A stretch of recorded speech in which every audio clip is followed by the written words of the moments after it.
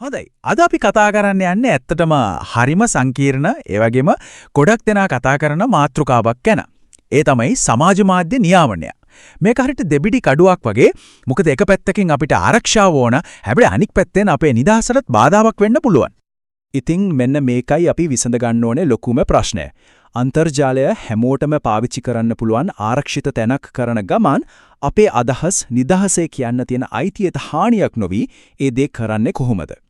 අපි මේ කතාව පුරාම මේ ගැටලුව ගැන තවදුරටත් හොයලා බලමු. හරි.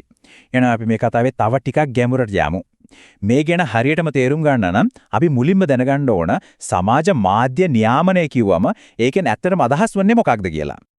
හරිම සරලව කිව්වොත් නියාමනය කියන්නේ අන්තර්ජාලය තව ටිකක් හොඳ තැනක් කරන්න ගන්න පියවර ටිකට.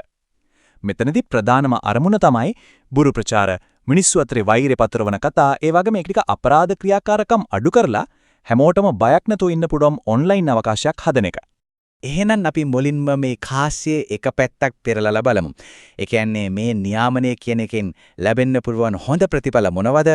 ඒකෙන් අපේ ආරක්ෂාව වැඩි වෙන්නේ කොහොමද කියන එක ගැන. ඉතින් නියාමනයක් ඕන කියන අය දෙන තර්ක මොනවද? පළවෙනි කාරණේ තමයි ව්‍යාජ පුවත් සහ වෛරී කතා පැතිරෙන එක පාලනය කරන්න පුළුවන් වෙන එක. ඊළඟට සයිබර් හිරිහැර වගේ දේවල් වළක්වලා හැමෝගෙම පෞද්ගලිකත්වය ආරක්ෂා කරන්නත් මේක උදව් වෙනවා. තව වැදගත් දෙයක් තමයි Facebook, YouTube වගේ ලොකු සමාගම් තමන්ගේ වේදිකාවල පළවෙන දේවල් ගැන වැඩිපුර වගකීමක් ගන්න පෙළඹෙන එක. හැබැයි අපි කතා කරපු මේ දෙබිඩි කඩුවේ අනිත් පැත්තත් අපි බලන්නම ඕන. ඒ කියන්නේ මේ නියාමනය නිසාම ඇතිවෙන්න පුළුවන් ලොකු අවදානම් සහ අවාසි. අපි බලමු මේ සංකල්පය අපේ නිදහසට අභියෝගයක් වෙන්න පුරුවන් කොහොමද කියලා. මෙතන තියෙන ලොකුම අවදානම තමයි අදහස් ප්‍රකාශ කිරීමෙන් නිදහසට වෙන්න පුළුවන් බලපෑම. හිතන්නකො මෙහෙම දෙයක්. රජයේ ප්‍රතිපත්තියක් විවේචනය කරලා දාන පෝස්ට් එකක් වෛරී ප්‍රකාශයක් කියලා ලේබල් කරලා අයින් කරන්න මේ නීති පාවිච්චි කරන්න බැරිද? ඒ කියන්නේ රජයන්ට Tamanට විරුද්ධ මත වාරණය කරන්න මේක හොඳ අවස්ථාවක් වෙන්න පුරුවන්. ඒ වගේම මේ නීති තාක්ෂණිකව ක්‍රියාත්මක කරන එකත් හරිම සංකීර්ණ වැඩක්. ඔන්න ඔතන තමයි මූලික ගැටුම තියෙන්නේ. බලන්න එක පැත්තකින් ව්‍යාජ පුවත් පාලනය කරන්න යනකොට අනෙක් පැත්තෙන් වාරණයට ලක්වීමේ අවදානමක් මතුවෙනවා. ඔන්ලයින් හිංසනය වළක්වන්න ගන්න හැම පියවරක්ම අදහස් ප්‍රකාශ කිරීමේ නිදහසට සීමාවක් වෙන්නත් ඉඩ තියෙනවා. ඉතින් මේ දෙක අතරේ හරි මැද තැන හොයාගන්න එක තමයි අමාරුම දේ. හරි. අපි මේ හොඳයි නරකයි කියන තර්කවලින් ටිකක් එහාට ගියොත් මේ මුළු විවාදයම තවත් සංකීර්ණ කරන නියම ප්‍රායෝගික අභියෝගයක් තියෙනවා. මෙන්න මේකයි ඇත්තම අභියෝගය. හිතන්නකෝ එක තත්පරයකට ලෝකෙ පුරා පෝස්ට්, වීඩියෝ, කමෙන්ට්ස් කෝටි ගාණක් අප්ලෝඩ් වෙනවා.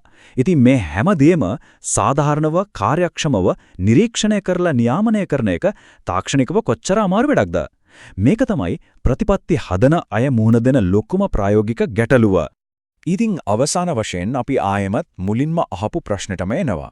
සමාජයක් විදියට අපිට අවශ්‍ය කරන ආරක්ෂාවයි අපි හැමෝම අගය කරන නිදහසයි අතර තියෙන ඔය සියුම් සමබරතාවය අපි හොයාගන්නේ කොහොමද?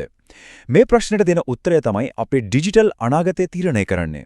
එහෙනම් ඊළඟට අපිට එන ලොකුම ප්‍රශ්නය තමයි මේ ආරක්ෂාව සහ නිදහස කියන කරුණු දෙක අතරේ සමබරතාවයක් පවත්වා ගන්න එක ඇත්තටම කාගේ වගකීමක්ද? සාමාන්‍යයෙන් අපි හිතන්නේ මේක රජයන්ගේ සහ Facebook, Google වගේ ලොකු තාක්ෂණික සමාගම්වල වගකීමක් කියලා. ඒත් ඇත්තටම මේ සමබරතාවය රැක ගැනීම එයාගේ විතරක් වගකීමක්ද? නැත්නම් ඊට එහා ගිය දෙයක් මෙතන තියෙනවද? ඔන්න බලන්න මෙතන හරිම වැදගත් අදහසක් ඉදිරිපත් වෙනවා. නීති රීති රෙගුලාසි කොච්චර ගෙනාවත් අවසාන සහ බලවත්ම නියාමන ක්‍රමයේ තියෙන්නේ වෙන කොහෙවත් නෙවෙයි පරිශීලකයන් වන අපි හැමෝගෙම අතේ. ඒ කියන්නේ අපේ ස්වයං පාලනය තුල.